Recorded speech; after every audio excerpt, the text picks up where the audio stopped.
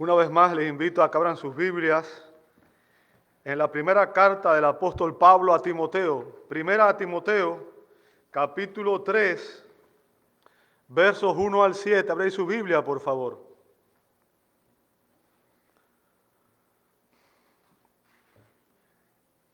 Primera a Timoteo, capítulo 3, versos 1 al 7. Estamos siguiendo una serie basada en la carta de Pablo, las cartas de Pablo a los pastores Timoteo y Tito, ¿verdad? Y obviamente el propósito de estas cartas es enseñar a la iglesia cómo debe funcionar la iglesia de Dios. Y en este capítulo específicamente vamos a ver las calificaciones de los líderes. ¿Qué cualidades debe tener una persona para ser líder de la iglesia? Así que, 1 Timoteo capítulo 3, verso 1 en adelante, dice así la palabra de Dios. Palabra fiel es esta: si alguien aspira al cargo de obispo, buena obra desea hacer. Un obispo debe ser, pues, irreprochable, marido de una sola mujer, sobrio, prudente, de conducta decorosa, hospitalario, apto para enseñar, no dado a la bebida, no pendenciero, sino amable, no contencioso, no avaricioso, que gobierne bien su casa, teniendo a sus hijos sujetos con toda dignidad.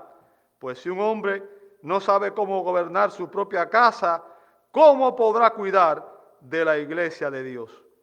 No debe ser un recién convertido, no sea que se envanezca y caiga en la condenación en que cayó el diablo.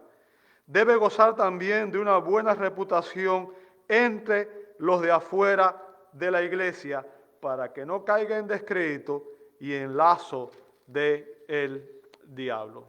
Padre, una vez más, te damos gracias por tu palabra y rogamos que el Espíritu Santo nos ilumine. Pedimos que Él sea el maestro que nos guíe a la verdad y que nos enseñe esta hermosa palabra y que la aplique a nuestros corazones. Damos la gloria al Padre, al Hijo y al Espíritu Santo. Amén y amén y amén. Pueden tomar sus asientos, hermanos. Muchas gracias a todos.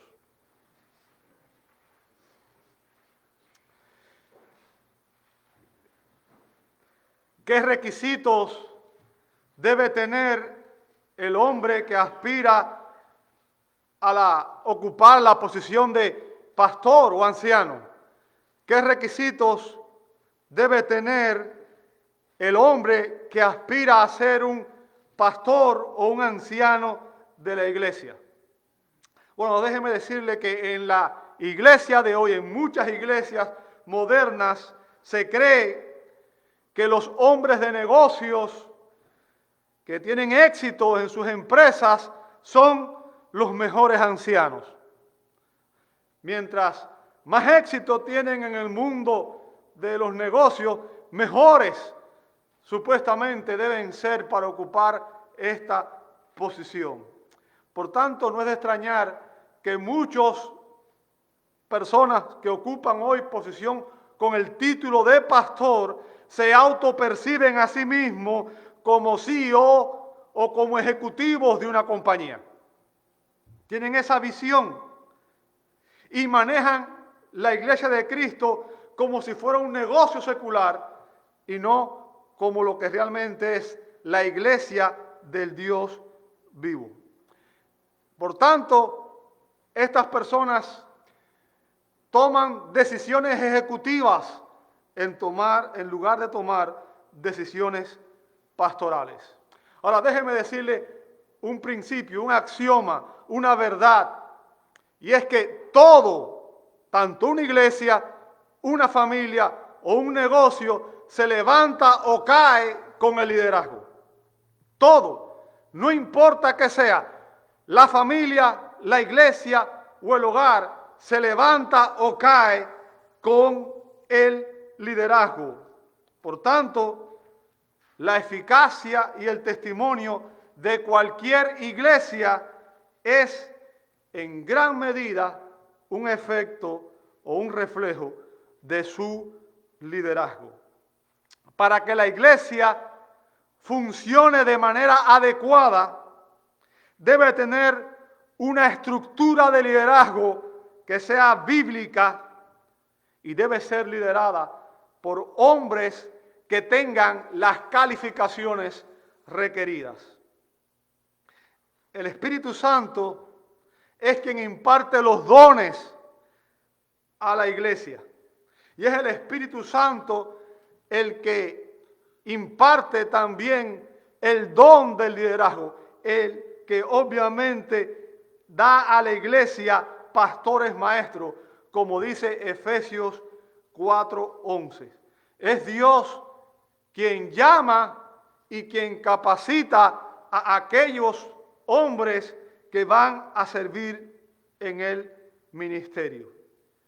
Ahora, es tan importante que los líderes, que los que gobiernan la iglesia tengan las calificaciones espirituales requeridas, que el apóstol Pablo dio una lista detallada de cuáles son las calificaciones en 2 libros de la Escritura.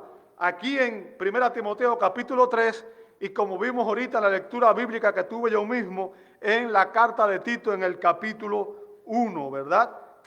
Y en estos versos de 1 Timoteo 3, 1 al 7, Pablo da 4 grupos de requisitos para todo aquel que aspira al pastorado. 4 grupos de requisitos para todo aquel que aspira al pastorado.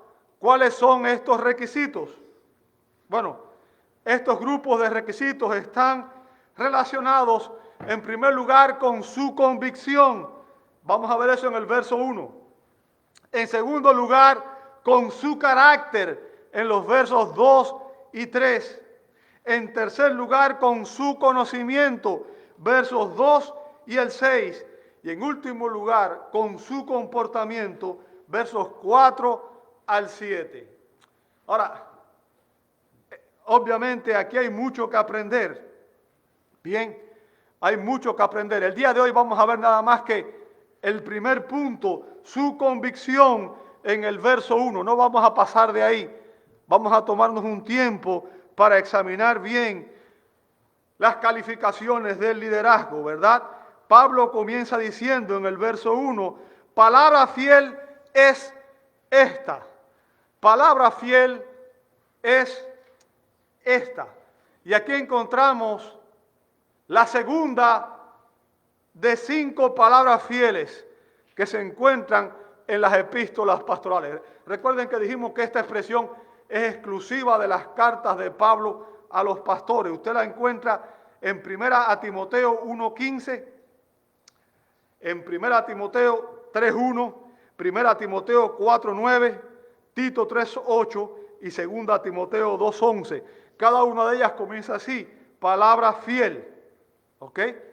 Y cada una de estas palabras fieles, cada vez que Pablo usa esta expresión, introduce una verdad doctrinal de gran importancia para la iglesia y que era ampliamente conocida en la iglesia primitiva. Era una especie de dogma, una especie de una verdad que todo el mundo apoyaba y que la iglesia obviamente reconocía. Sin embargo, en esta ocasión, Pablo menciona no una doctrina, sino un asunto práctico. ¿Ok? Tiene que ver, como dije, con el liderazgo de la iglesia. Y el hecho de que él utilizara esta misma expresión indica que el asunto del cual Pablo habla aquí es importantísimo, es algo crítico para la iglesia. Es de suma importancia porque se está refiriendo al liderazgo de la iglesia. Ahora, para que usted entienda, le voy a recordar el contexto, sobre todo para las personas que están de visita hoy. En los primeros 2 capítulos de esta carta ya hemos visto que Pablo confrontó algunos pecados y algunas preocupaciones relacionadas con lo que estaba sucediendo en la iglesia de Éfeso, donde estaba pastoreando Timoteo, cuando la iglesia se reunía a adorar. Bien, y Pablo demuestra que en aquella congregación existían serios problemas, problemas muy graves. ¿Por qué? Porque habían ancianos, habían pastores que eran los líderes de la congregación y estaban enseñando mala doctrina, estaban enseñando herejías, ¿ok? Por tanto, estos hombres no eran calificados para ser ancianos, no tenían la calificación bíblica requerida para enseñar a la congregación. Y no solamente habían ancianos que estaban enseñando falsas doctrinas, también había mujeres que habían usurpado el rol de liderazgo y se habían convertido en maestras en aquella iglesia. Usted vio eso en 1 Timoteo capítulo 1, versos 3 al 11, y también en el capítulo 2, fue las últimas cosas que vimos la semana pasada, al final del capítulo 2, ¿verdad? Donde se habla que había mujeres que estaban usurpando el rol de liderazgo que Dios le ha conferido a los ancianos de la iglesia. Ahora, Pablo continúa dando aquí instrucciones sobre cómo debe conducirse la iglesia, cómo debe funcionar la iglesia, cómo debe adorar la iglesia, ¿ok? Y dado que las calificaciones para el liderazgo son tan importantes, Pablo aquí en estos versos y específicamente en el verso 1 se enfoca en un punto crítico referente a la calificación de los líderes y habla específicamente del primer punto, y es el llamado del líder, el llamado del líder al ministerio.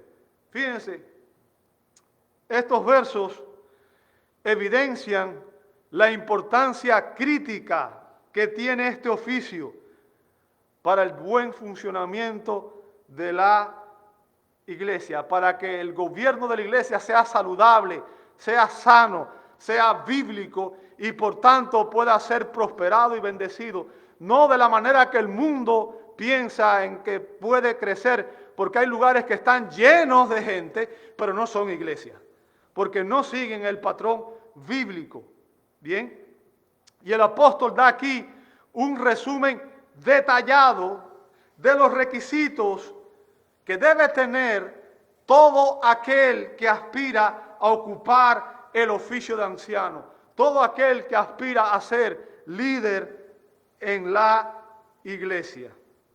Ahora déjeme decirle, tanto la Biblia como la experiencia demuestra que algunas personas buscan convertirse en líderes, buscan convertirse en pastores, porque les encanta el prestigio que éste trae, el prestigio de la posición, o quizás el poder que piensan que tiene un líder.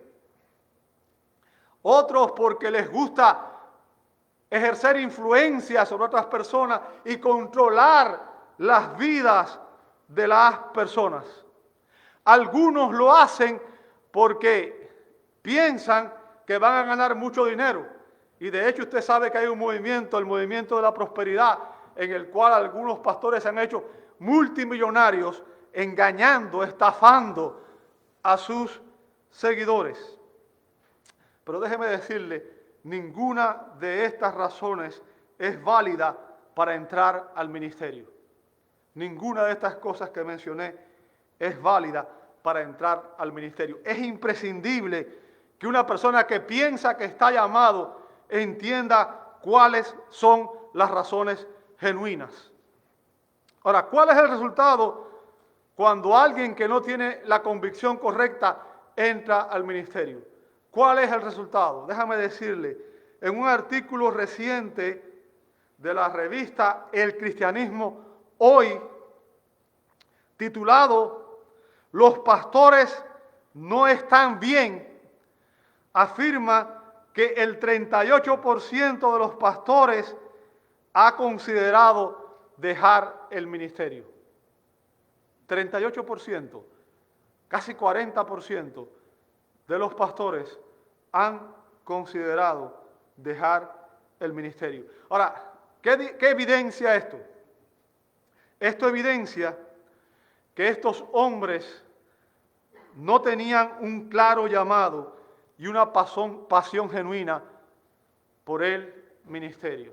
No tenían una convicción clara, no tenían claro cuál es la función, el rol de un líder. ¿Sabe? El deseo de ser líder, de ser pastor, de ser anciano en los días de Pablo, no significaba ni prestigio, no significaba reconocimiento, por el contrario, significaba gran riesgo. Gran riesgo. ¿Ok? Escuchemos cuál es el testimonio del apóstol Pablo. ¿Qué fue lo que él experimentó? ¿Sabe? Pablo no andaba en un jet de primera clase yendo a habitaciones lujosas de lugar en lugar. Vea conmigo cuál fue la experiencia de este hombre en 2 Corintios 11, 23 al 29. 2 Corintios 11, 23 al 29. Dice Pablo, ¿son servidores de Cristo? Hablo como si hubiera perdido el juicio.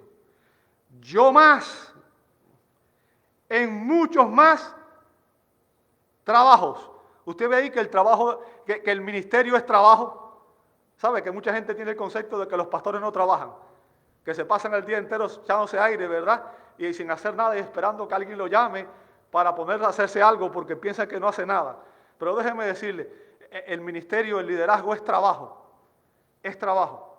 En muchas más hoteles. ¿Ve? En muchas cárceles, dice Pablo.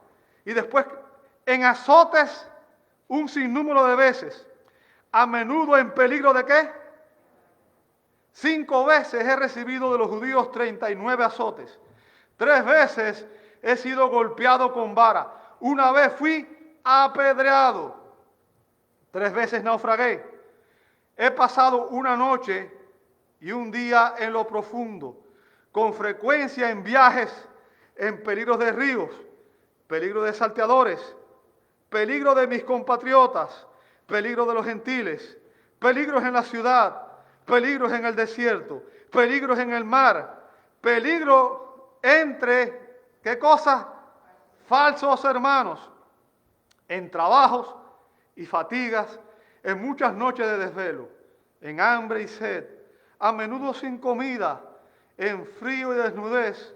Además de tales cosas externas, está sobre mí la presión cotidiana de la preocupación por todas las iglesias. ¿Quién es débil sin que yo sea débil? ¿A quién se le hace pecar sin que yo me preocupe intensamente? ¿Se da cuenta? ¿Se da cuenta lo que implica el trabajo pastoral? ¿Se da cuenta lo que implica querer ser líder de la iglesia? ¿Entiende usted cuál es el llamado que tiene un líder de la iglesia? ¿Sabe? En aquellos tiempos la iglesia sufría frecuentes persecuciones, tanto por parte del gobierno como por parte de judíos y gentiles. Y es por eso que los que ocupaban posiciones de liderazgo arriesgaban sus vidas. Arriesgaban sus vidas.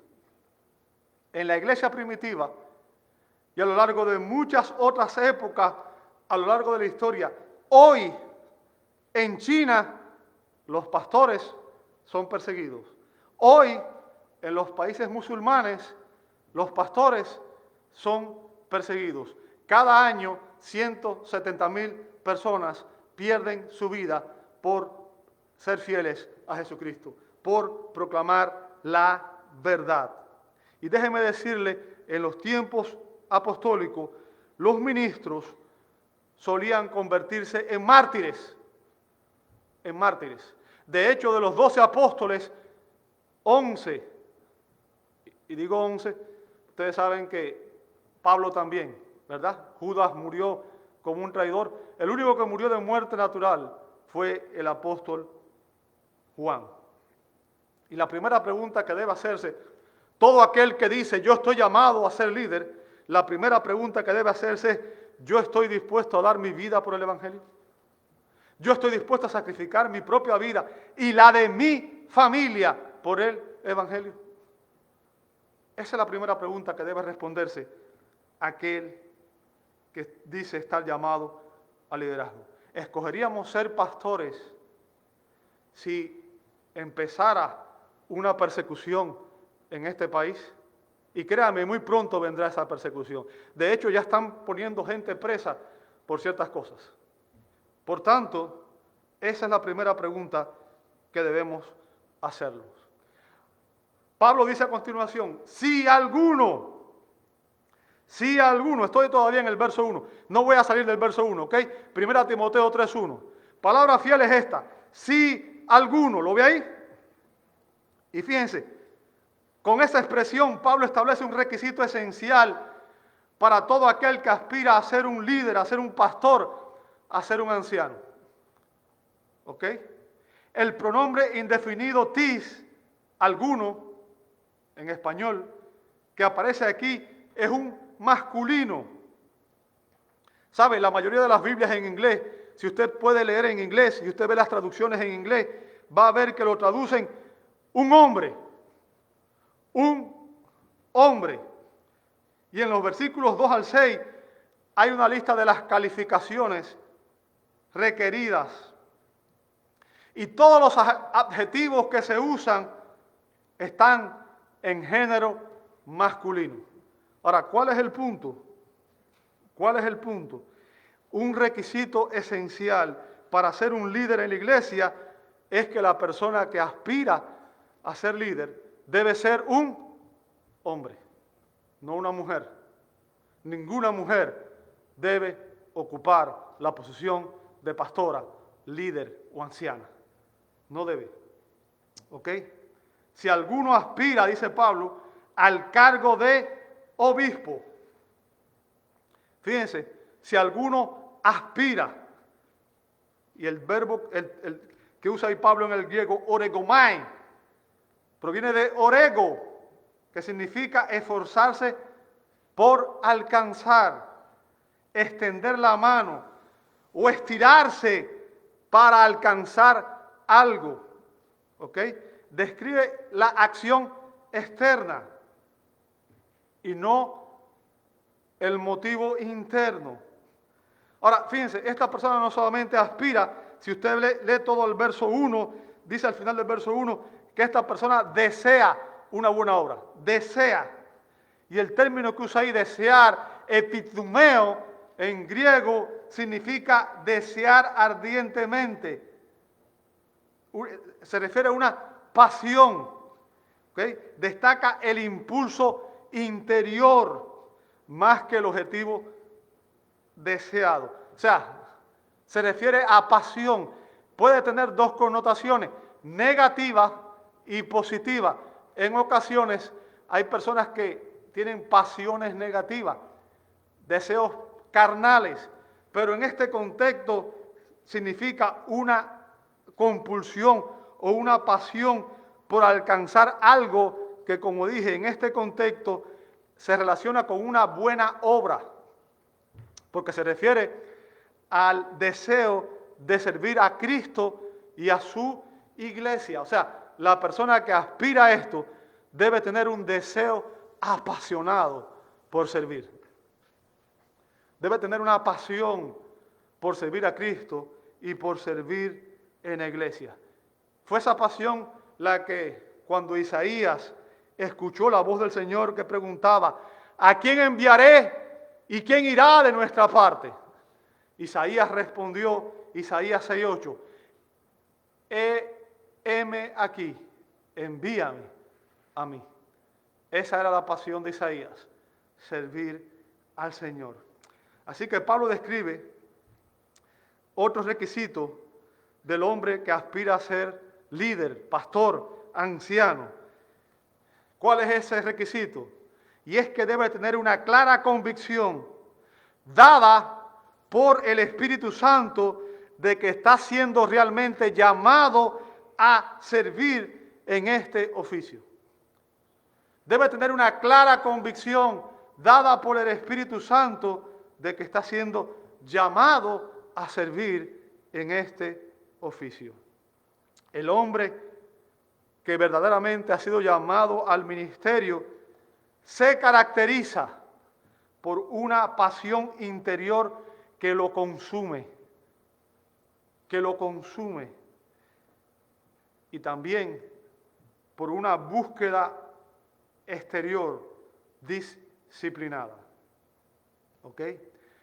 El hombre que ha sido llamado anhela servir y disciplina su mente, su cuerpo y su corazón y se prepara para hacerlo con excelencia.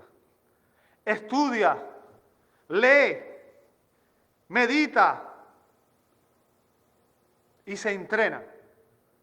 Como dice la palabra, procura con diligencia presentarse a Dios aprobado como obrero que no tiene de qué avergonzarse, que maneja con precisión la palabra de verdad, como dice Pablo en 2 Timoteo 2:15. O sea, es diligente en el propósito de entrenarse para el ministerio. La palabra diligencia ahí denota la celosa perseverancia en el logro de una meta. ¿Ok? O sea, es diligente, pone todo su empeño, pone todo su esfuerzo, pone toda su capacidad con el propósito de alcanzar la meta. Timoteo y todo aquel que aspira a ser líder, todo aquel que aspira a predicar o enseñar la palabra de Dios, debe hacer un máximo esfuerzo para predicar de una manera completa, precisa y clara la palabra de Dios. Debe esforzarse por hacerlo de una manera excelente. Se requiere precisión y exactitud en la interpretación bíblica. Uno de los problemas más serios que tiene la iglesia hoy es que muchas veces se enseñan cosas que no son bíblicas. ¿Por qué? Porque el intérprete no maneja con precisión la palabra de Dios. No maneja con precisión la palabra de Dios. Me asombra ver cómo las personas tienen sumo cuidado en escoger un médico. Nadie escoge un médico a la ligera, ¿verdad? Usted no escoge, si usted tuviera que hacerse una cirugía, usted no dice, cualquiera está bien, porque usted sabe que su vida depende de ello. Si usted va a hacer un trabajo en su casa, usted no escoge a cualquiera, usted escoge una persona que sepa lo que va a hacer. Me asombra cómo personas escogen los pastores sin tener en cuenta los principios bíblicos. Solo porque le agrada, solo porque habla bonito, solo porque tiene buena apariencia. Bien. Para ser precisos, se requiere el entrenamiento adecuado. Ahora déjeme decirte, hay hombres con pasión, pero que no tienen la disciplina necesaria para organizar su vida lo suficiente como para aprender todo lo que necesitan para servir con excelencia. No pueden disciplinarse, no pueden manejar su mente, su tiempo. Y un hombre así no sirve para el ministerio. Déjeme decirte, los términos obispo, anciano y pastor se usan indistintamente para describir a los mismos hombres en la Escritura. Y usted puede ver eso en varios pasajes, por ejemplo, en Hechos 20, 17 y el 28, en Tito 1, 5 al 9, y también en Primera de Pedro, capítulo 5, versos 1 al 5. Fíjense lo que dice ahí.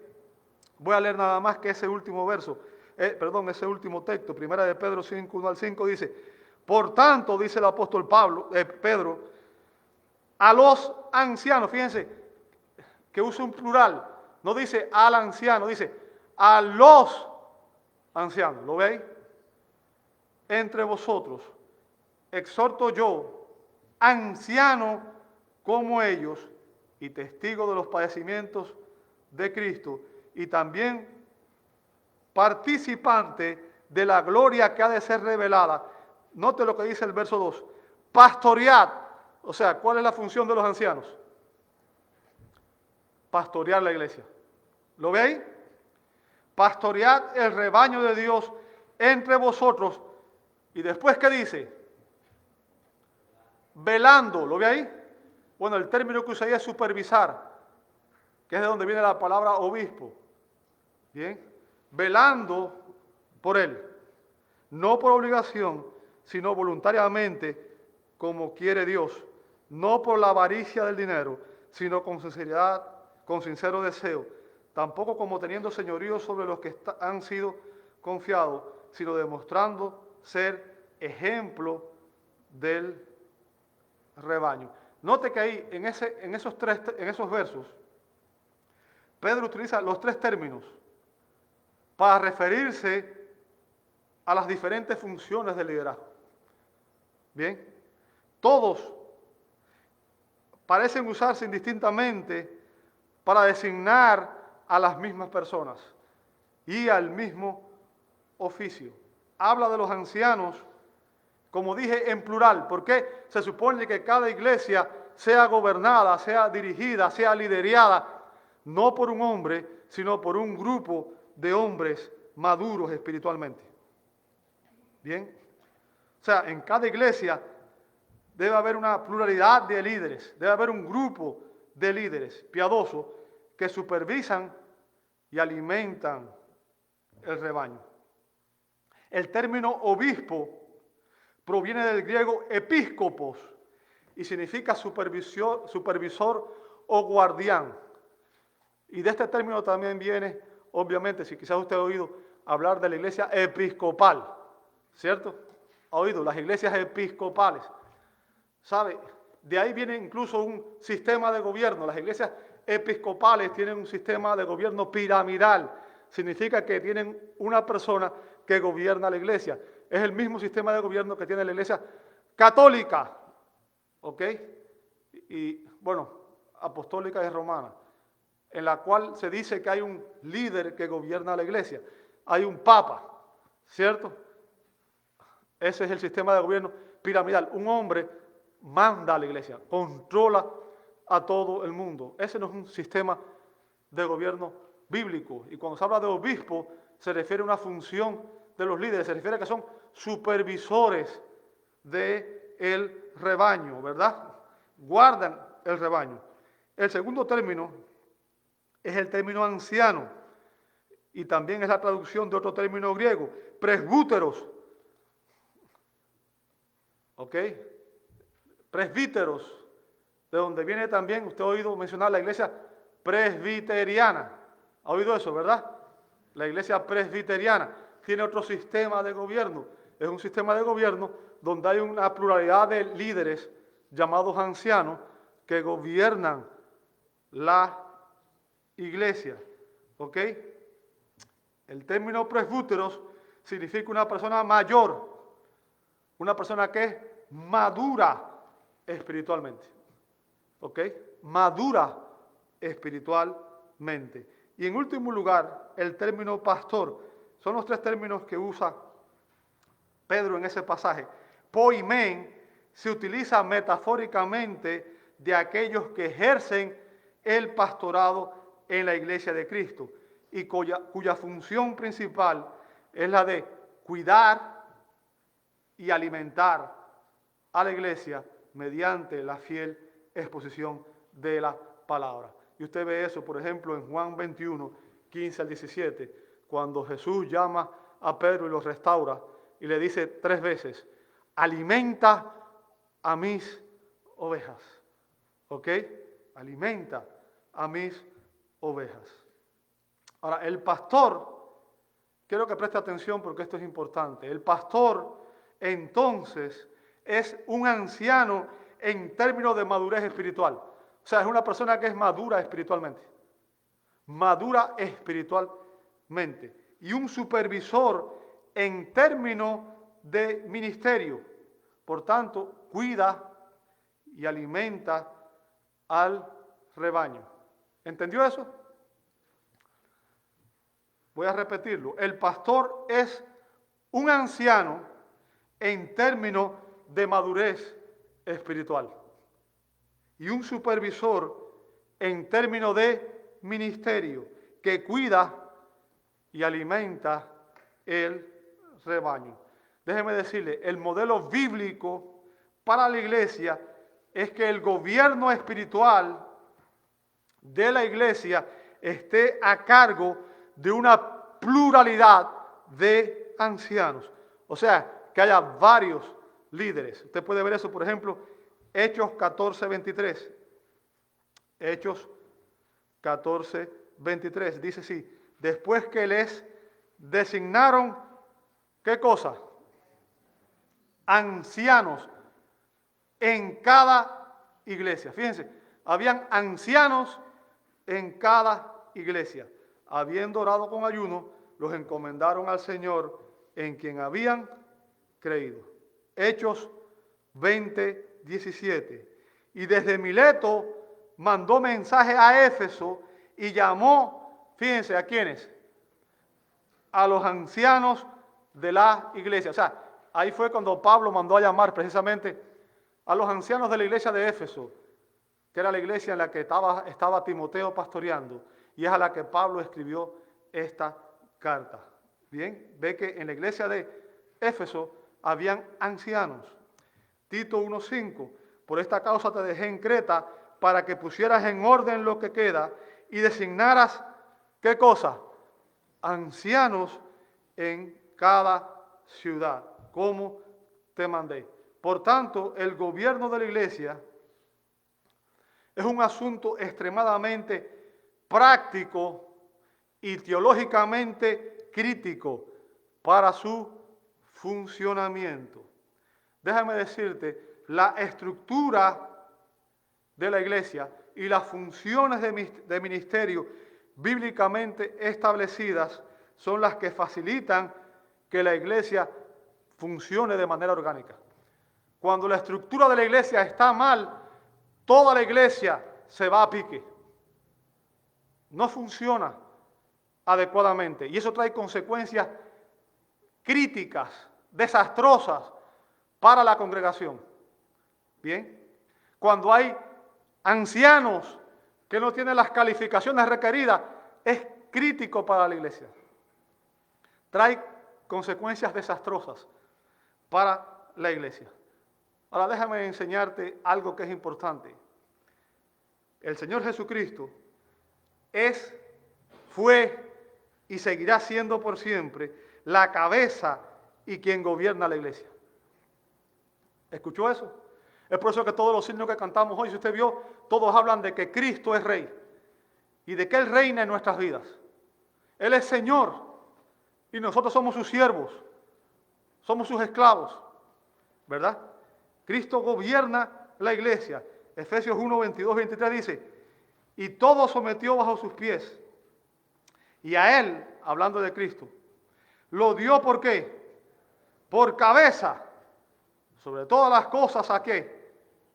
A la iglesia, la cual es su cuerpo, la plenitud de aquel que lo llena todo en todo. Colosenses 1:18. Él, ¿quién? Cristo. Cristo es también, ¿qué cosa? La cabeza del cuerpo, que es, ¿qué cosa? La iglesia. Por tanto, yo quiero que usted entienda, nosotros no creemos que la iglesia debe tener un líder que sea cabeza de la iglesia, como el Papa o ningún otro. Porque en la iglesia hay una sola cabeza, que es Cristo Jesús, el Señor. Él es el Rey, Él gobierna la iglesia.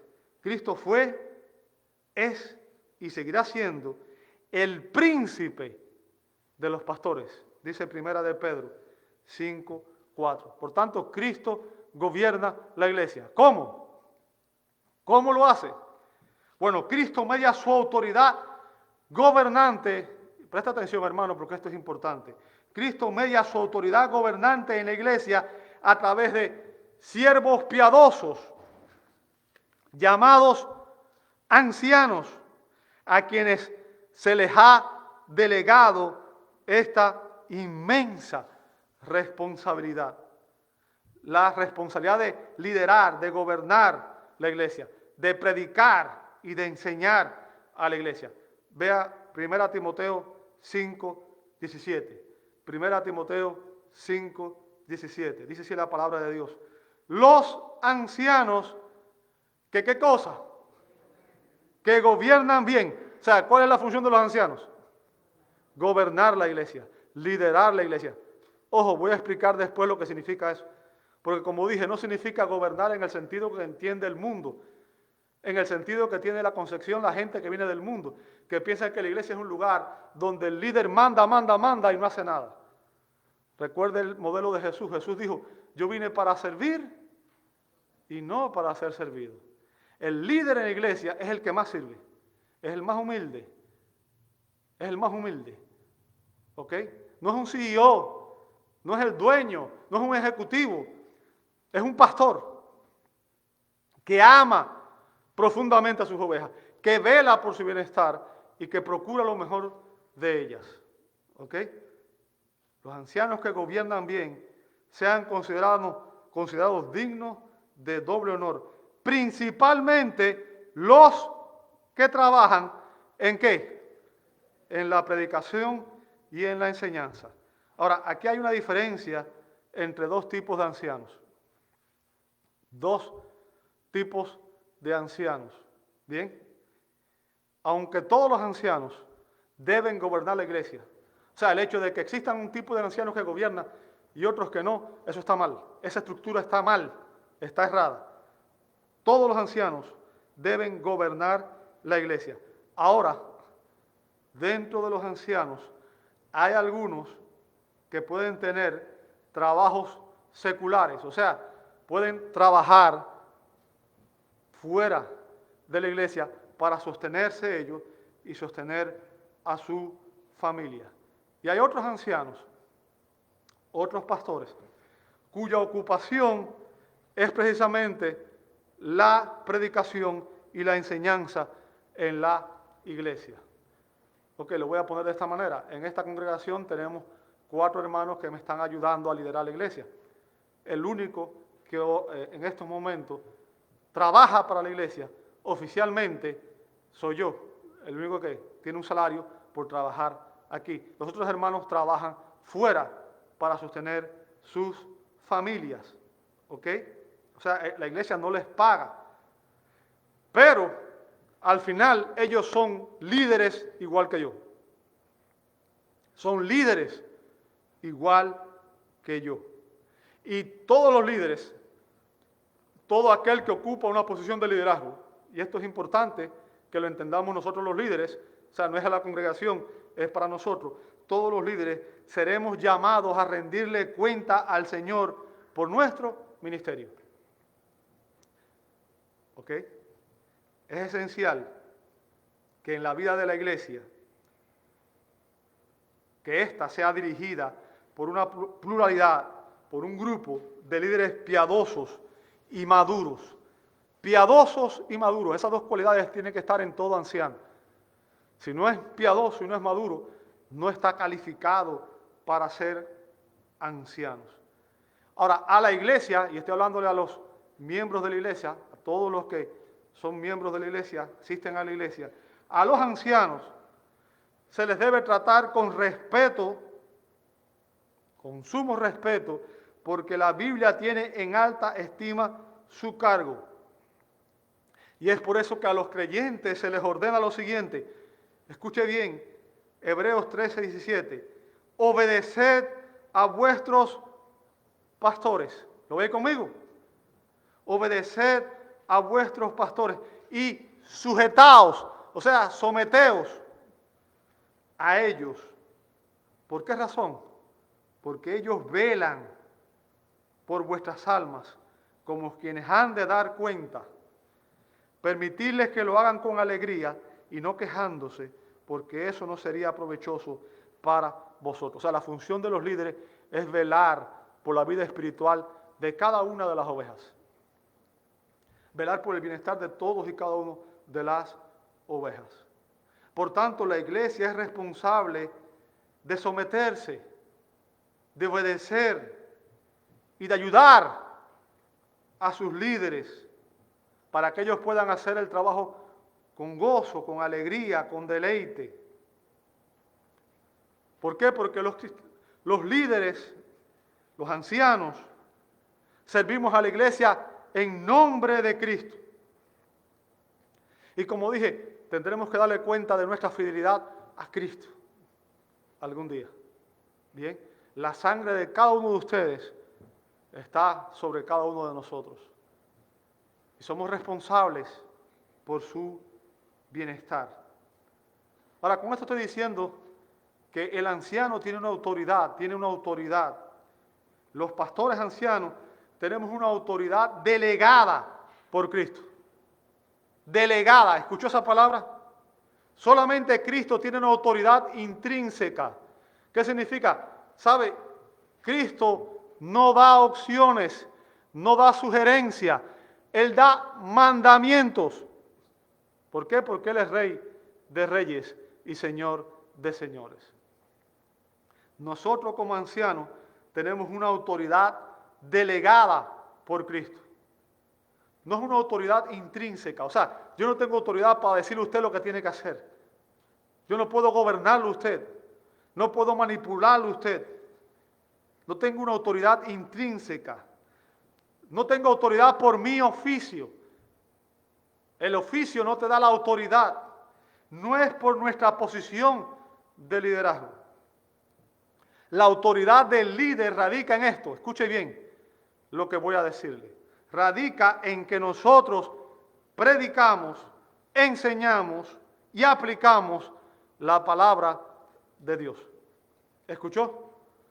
Un líder tiene autoridad cuando está proclamando la palabra de Dios. Por tanto, si un líder le da un consejo que es bíblico, tiene autoridad porque está haciendo lo que la Escritura instruye, que es guiarlo a usted para que usted sea una persona piadosa. ¿Ok? Primera Tesalonicenses 5, 2 y 13 dice, pero os rogamos, hermanos, que reconozcáis, ¿sabe? El término que usa ahí se puede traducir también que estimen o que honren a los que con diligencia trabajan entre vosotros y os dirigen en el Señor y os instruyen. Y fíjense lo que dice a continuación, y que los tengáis en muy alta estima. ¿Con qué? Con amor, por causa de su trabajo. Vivid en paz los unos con los otros. Fíjense, ahí Pablo da 3 exhortaciones a la iglesia de Tesalónica, pero también son 3 exhortaciones a la iglesia nuestra. Bien, en primer lugar, con respecto a la actitud que debe tener la iglesia, la actitud apropiada hacia sus líderes. Lo primero que debe tener la iglesia hacia sus líderes es respeto. Respetar a los líderes. ¿Sabe? Uno de los problemas graves que tiene nuestra sociedad hoy es que se está enseñando a los niños desde pequeños a no respetar a nadie, a no respetar a sus padres, a no respetar a la autoridad. Cuando a una persona no tiene respeto por la autoridad, se pierde todo. Bien.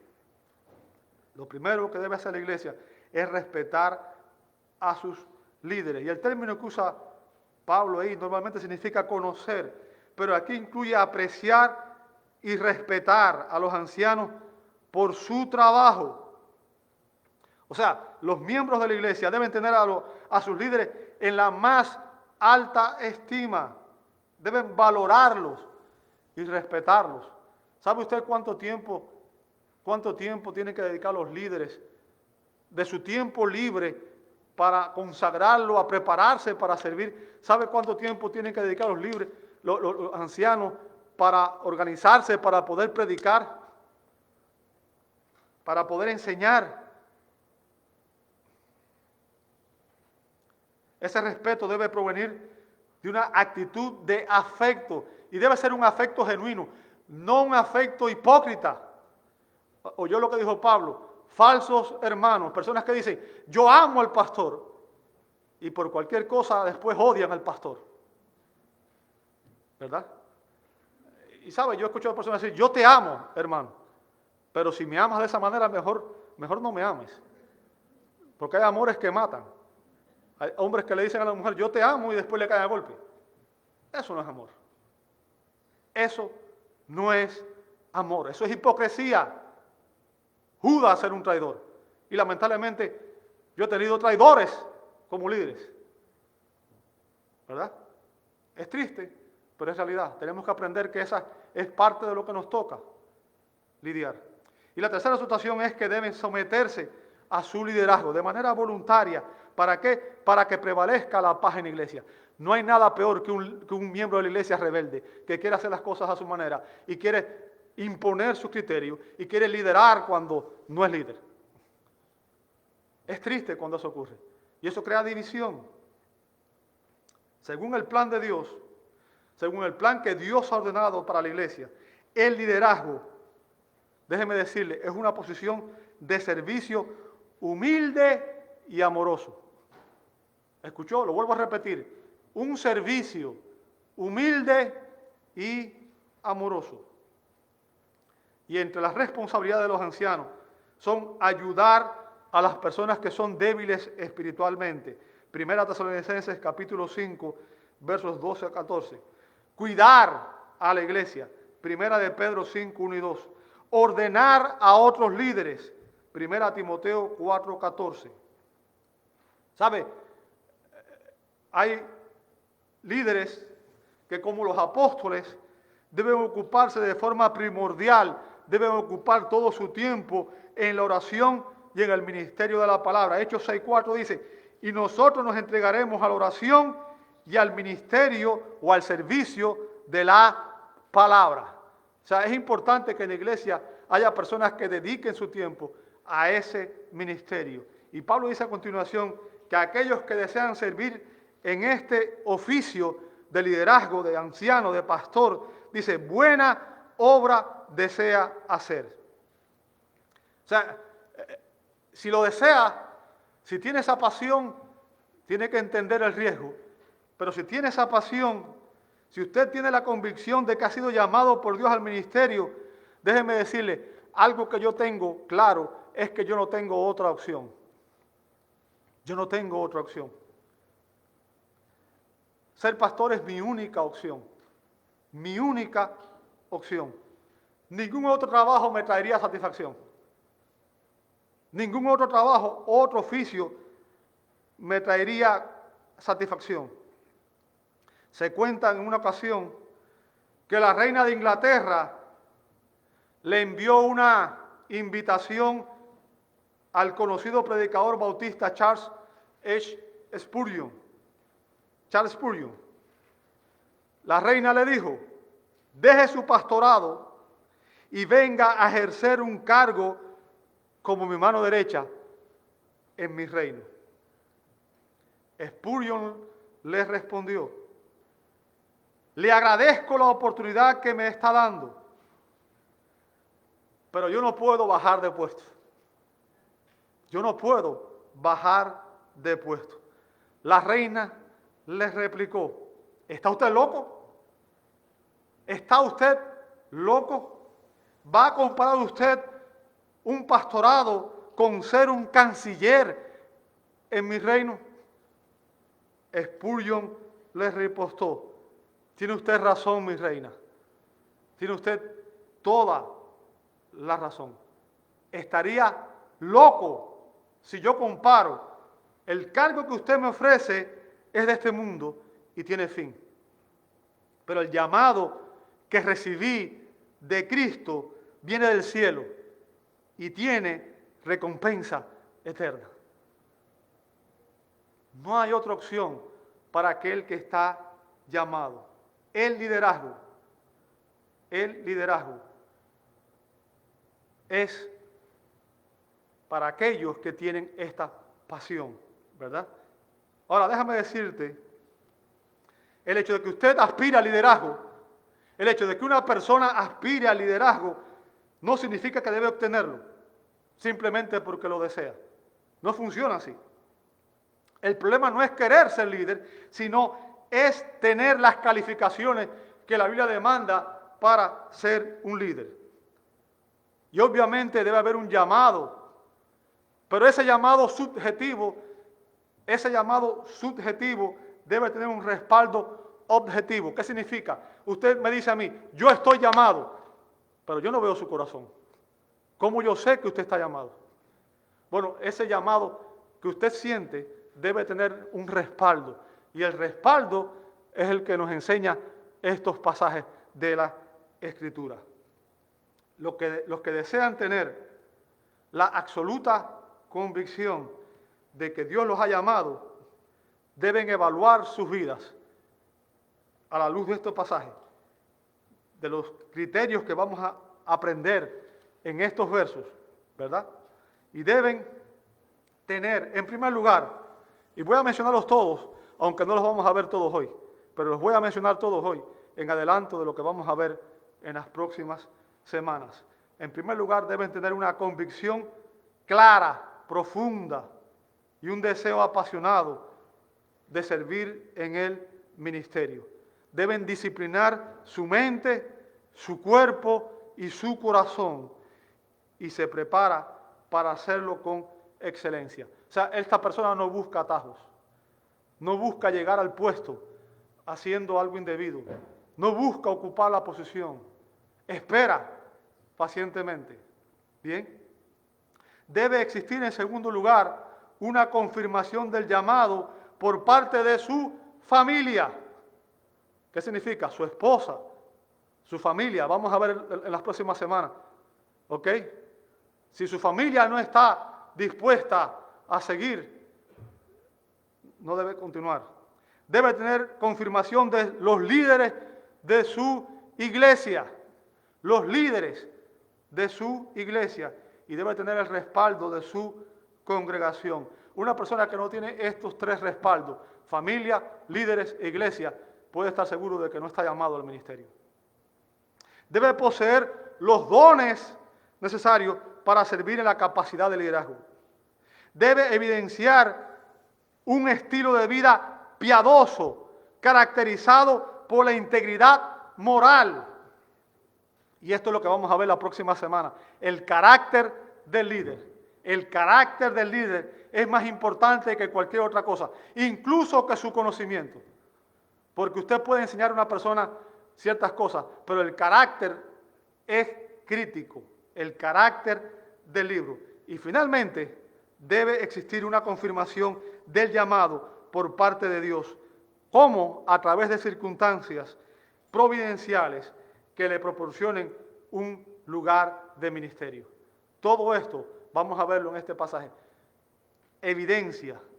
Si usted cumple estos requisitos, usted puede descansar con la seguridad de que Dios lo ha llamado a ser líder de la iglesia. Le invito a orar. Amado Dios, damos gloria a tu nombre. Señor, y damos gracias por tu palabra, porque en ella tú nos enseñas la verdad. Y nos enseña, Señor, los requisitos que tú demandas de aquellos que aspiran al liderazgo, que sueñan con ser líderes. Señor, ayúdanos a examinar nuestras vidas a la luz de estas enseñanzas. Señor, y que entendamos el precio que representa asumir esta responsabilidad, que entendamos que es un llamado al servicio humilde, que es un llamado a someternos a Cristo como la cabeza de la iglesia, que es un llamado a servir a nuestros hermanos con amor, con devoción, con entrega. Y que, Señor, al hacerlo, podamos ser sinceros con nosotros mismos y podamos ser sinceros ante ti, que eres la cabeza de la iglesia. Señor, ayúdanos. Tú sabes las condiciones en las cuales estamos. Y pedimos, Señor, que tú nos proveas y nos ayudes para que podamos ser la iglesia que tú quieres que seamos. Una iglesia en la que realmente honremos a Cristo. Una iglesia en la que Cristo sea glorificado por todo lo que hacemos, en todo lo que hacemos. Provéenos, Señor. Ayúdanos, Señor. Ponemos todo en tus manos. Tú conoces, Señor, la necesidad de esta congregación y también conoces el corazón de cada uno de los líderes. Y pedimos que en tu gracia tú nos ayudes, Señor, a examinarnos a la luz de tu palabra y también nos ayudes, Padre, para que podamos honrarte y la iglesia, esta iglesia sea conocida como una iglesia en la que Cristo sea exaltado y glorificado. Lo pedimos en su nombre. Amén y amén.